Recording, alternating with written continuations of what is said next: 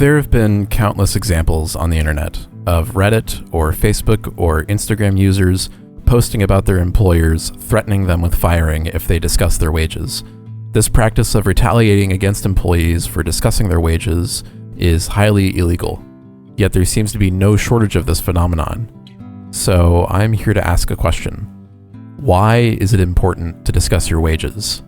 Let's address some counter-arguments first before I get into the meat and potatoes of this question. It decreases morale. It creates feelings of jealousy and resentment towards fellow employees. Now, why would discussing wages with coworkers create feelings of jealousy exactly? Because one person is paid more than another, usually a man makes more than a woman, for example. In my personal experience, whenever I learned that someone working the same position that I worked was in fact making less than myself, I felt like they were the ones being cheated, that it's not fair for either of us. Same when I learned that someone was making more than me without working any more than I do, sometimes even less than I do. My first instinct isn't to go to that worker and berate them for their wage they contracted with, but to question the employer for why this unequal situation has come about in the first place. Capitalist simps will tell you that discussing wages is bad because it creates feelings of jealousy and entitlement, or decreases morale for the workers. This, quote, decrease in morale, unquote, is more so an indicator that the worker has felt cheated by their employer, not by their fellow worker. But why is this the capitalist, the boss, the employer's line of argumentation? They don't want there to be any unity among workers, insofar as they don't want workers operating as a team for their shared class interests. They want to isolate you from those who share your same class interests as much as possible. Think, for example, bonuses for people who do certain things, a pizza party for the team if they meet a certain quota, that they want you to work harder and harder without directly increasing your wage. They want to create competition and resentment between workers because this added workload with the promise of a minuscule bump in pay or a bonus does not foster feelings of camaraderie. It only gives the employer something more in return for just simply enforcing a greater workload. This employer who pushes for workers to work harder without increasing their pay are no different from slave drivers cracking the whip to increase the gains in resources and wealth extraction. Have you ever been soft promoted, where you've been given more responsibilities at a job with no increase in pay? That's just another example of this sort of situation coming about, where the employer is trying to extract as much value from your labor as possible without giving you any extra recompense for it. The contradiction between employer and employee is the center of this issue. Employers will pit workers against one another by paying them unequally in the first place. It is not because employers view things from an objective, meritocratic perspective or anything like that. It's because they want to work you as hard as possible while paying you as little as possible, because their bottom line is the profit margin. The worker, by contrast, wants to work as few hours as possible and be paid as much as possible for their given work. There's no moral reading of that. That's just simply how it is. Nobody's lazy here. You are sacrificing your time and energy and life for the overall benefit of someone far wealthier than you are. Workers and masters have contradictory and diametrically opposed positions in the hierarchy. It is an inherently unequal relationship, and I'm sure you or someone you know has had a boss try to tell you that this isn't just a workplace, it's a, quote, family, unquote, and that you should care about the greater success of the business and do what's good for business, rather than thinking so selfishly about your own bottom line, which is your meager wage, divvied out once your boss has scraped the grand majority of the wealth generated by your surplus labor value off the top for themselves. This is an abusive tactic. It creates the impression of shared interests and mutual understanding. It is also infantilizing to the worker and parentifies the employer by using such euphemisms as family, that the employer genuinely looks out for you, that they love you, or some such nonsense. This is a microcosm of imperialism within the workplace. According to pewresearch.org, the gender pay gap has not closed in the United States in nearly 20 years. American women earn typically 82 cents for every dollar made by men in 2022. That was about the same in 2002. And in 1982, women earned just 65 cents to each dollar made by men. Now, how does this relate to discussing wages? Well, to put it simply, many workplaces are still primarily male-dominated. 60% of managerial positions are occupied by men, whereas 40% are occupied by women. Men are more likely to fraternize with their bosses in the workplace and get earlier promotions, and women are seen as lesser by default due to a plethora of misogynistic views held by those men in the workforce. Capitalism is patriarchal. Patriarchy is reinforced through capitalism and class society as a whole. I touched on this idea in my video about Anuradha Gandhi and proletarian feminism. The patriarchal character of many workplaces and family dynamics accounts for many of the reasons why there is such a major pay gap between men and women. And if a woman speaks out and complains about this wage disparity, they are far more likely to be fired for it in America. Bosses do not have your best interests at heart. Like I've said before, and it stands to repeat often, they just want your time and your labor. They don't care if you can barely afford to feed yourself off of the abysmal wage that they hired you at. In 2020, Gao released a report showing that millions of full-time workers rely on federal healthcare and food assistance programs. The 12 million wage-earning adults aged 19 to 64 enrolled in Medicaid, a healthcare program for low-income individuals, and 9 million wage-earning adults in households receiving SNAP food assistance shared many worker characteristics. Around 70% of adult wage earners in both programs worked full-time hours, which is considered 35 hours or more, on a weekly basis. Wage-earning adults enrolled in Medicaid and SNAP were more likely to work in the leisure, hospitality, food service, and food preparation industries. The leisure industry includes restaurants, hotels, museums, and spectator sports, and makes up 1 in 11 wage earners in the US. That's around 9.4%. The food service industry, some 15.5 million people, make around another 10% of the total US workforce. 8.7% of workers in the US were in the food preparation and serving related occupations, which includes jobs like chefs, cooks, bartenders, and waiters. None of these jobs have employers who encourage their workers to discuss their wages with each other. Walmart and McDonald's are among some of the worst in this regard. They are among the top employers of beneficiaries of federal aid programs like Medicaid and food stamps. This is because they do not pay the majority of their workers a livable wage, with many people having to work second jobs or hustle something on the side just to make rent. Now, I want to address something here as well. It is technically illegal for employers to prevent their employees from discussing their wages with each other, even if those companies have a policy against it. If an employer prevents employees from discussing their wages, an employee can file an unfair labor practice charge with the NLRB, or the National Labor Relations Board. But this does not seem to put a damper on the great efforts employees and bosses will go to ensure that their employees feel like it's in their best interests not to discuss their wages. Articles written with the intended audience being employers will ask questions like, quote, "Can I prohibit my employees from discussing their wages?" unquote. Quote, "There are many valid reasons why Texas employers prefer their employees not discussing their salaries or wages with one another," unquote. What valid reasons do they have? That it might harm their bottom line to have employees that are conscious of the ways in which their employers are screwing them over?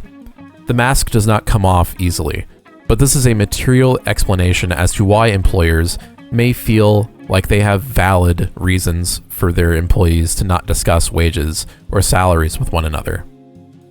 Because it does not benefit the employer to have employees who work together to know how they are being unequally compensated, how they are being collectively exploited. Quote, "The best way to handle this type of situation is to not make your employees feel like they need to talk about who gets paid what.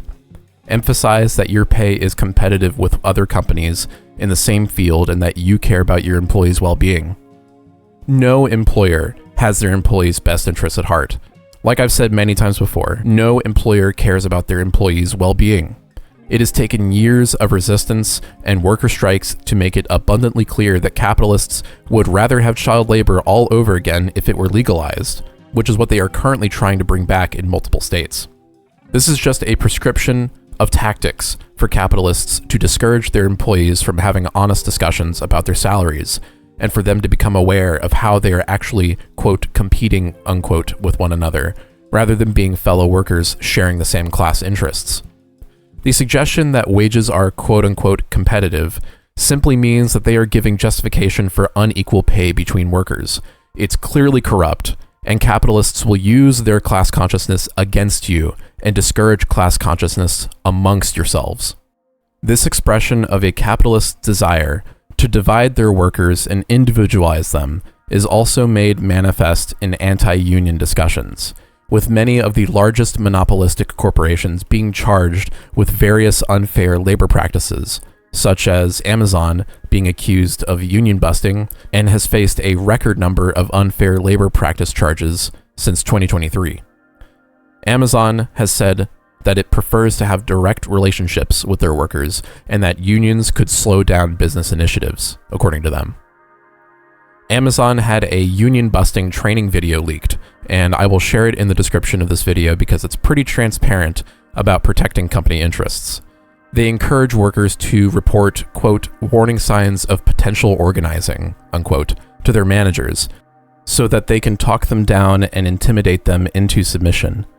They say that the, quote, most obvious signs would include use of words associated with unions or union-led movements like living wage or steward, while showing on screen the words living wage, grievance, contract, representation. Other signs include group petitions, union flyers, or union visitors in or near the parking lot. Other warning signs of potential organizing include, quote, people who aren't normally connected to each other suddenly hanging out together, associates who are close suddenly stop speaking to one another, or when groups of associates scatter when approached by management, or unusual interests in policies and benefits or other company information, unquote. I encourage you to go watch the video because it's extremely damning of the explicit anti-union stance that Amazon takes and trains its employees in. It honestly sounds like abuser language. Amazon wants to isolate their workers and have a quote-unquote direct relationship instead of having a buffer that has the workers' interests and well-being at heart. The same way that an abusive boyfriend or spouse wants to isolate their victim from the family, friends, and third parties from the relationship that can see the unfair treatment and the abuse more clearly. The abuser will use language to skirt around the possibility that they could be doing something wrong or exploitative in nature, that those third parties don't understand what's going on in the relationship and therefore have nothing valid to say about it. They will employ intimidation tactics to keep you from your support system. Businesses will threaten firing if workers attempt to form unions, because that would cut into their bottom line. If workers were able to band together and utilize collective bargaining for their shared betterment of their wages and working conditions. Businesses utilize the same tactics that abusive partners will use in order to continue taking advantage of you, using you, having power over you. These things are inherent to the contradiction between worker and capitalist, employee and employer. Walmart has been accused of illegal union busting, and none of its roughly 4,700 US stores have unionized despite decades of attempts. Walmart is currently facing at least 21 NLRB, there's that name again, complaints from workers citing labor law violations, such as threatening and interrogating workers and unevenly enforcing workplace regulations against union supporters. Tesla moved its headquarters to Texas, which is considered an anti-union state. The United Auto Workers Union is pursuing charges against Elon Musk and Tesla currently. Musk himself is a very vocal opponent to labor unions and openly challenged the UAW union to try to organize workers in any of his plants. He's shown himself plenty of times over to be the perfect example of private industrialists siding with fascist tendencies.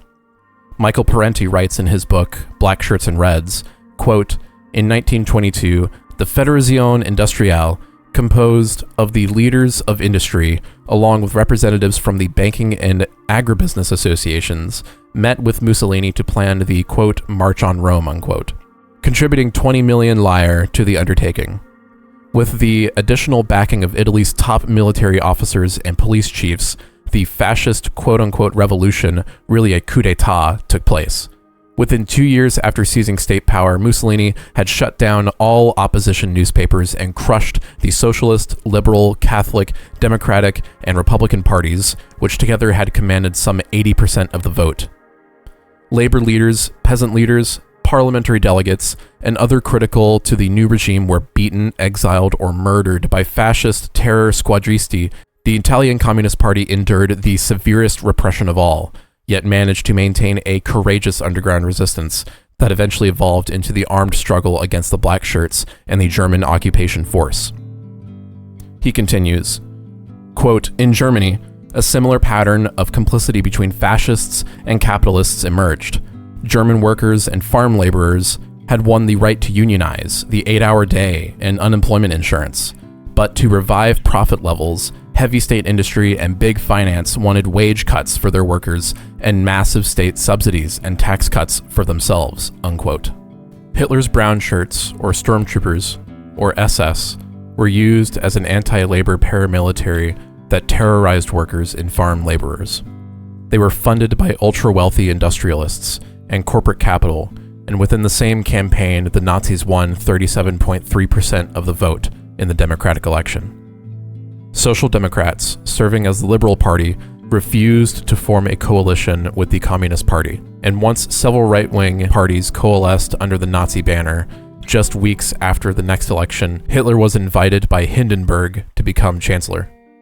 It is imperative that we discuss our wages with one another. Every workplace I enter, I make it a point to do so, to find out what most people's salaries are, from those who will listen and freely tell me. I'll even ask the managers sometimes, but they overwhelmingly do not condone the act itself of asking how much they make, for reasons that should be very obvious now at this point. It is important not to fall for the capitalist rhetoric of anti-unionism, and to understand that being anti-union means anti-worker. Companies do not want us organized. They do not want us conscious of the multitude of ways in which we are exploited. It is important to know the warning signs of fascism's rise in America. I would argue we've been under a fascist regime for many, many years now at this point, since fascism has many shifting qualities that can make it not exactly easy to pin down, like the historical examples I went over before. What is to be understood as a fundamental feature of fascism is class collaboration. This is when class struggle is denied, or that differences in class interests are altogether delegitimized or ignored. That the exploiters and exploited share a common enemy, one that is outside the borders of the nation-state. This expresses itself in xenophobic rhetoric, anti-immigration legislation, or just downright plain old racism. Fascism is fundamentally opposed to Marxism, and by extension socialism and communism.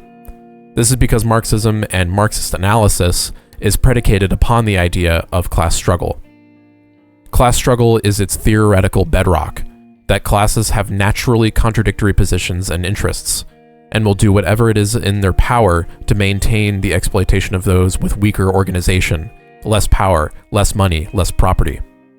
Socialism seeks the abolition of private property, so that the means of production, whether it's one's tools, farm equipment, industrial coffee makers, what have you, are in the hands of the collective ownership of those who use them, the workers.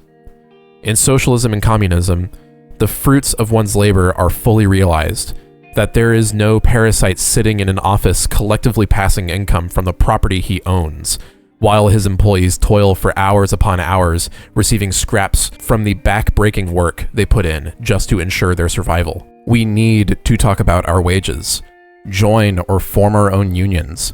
Don't let the capitalist pigs continue to accumulate more and more wealth, while the rest of us starve, while children in third world nations are worked to the bone for cents on the dollar. We have nothing to lose but our chains. Support me on Ko-fi. I'll be setting up a Patreon soon, where I'm thinking of doing exclusive live Q&As there. Let me know in the comments what you think of this video and the idea of me doing that, and thank you for watching.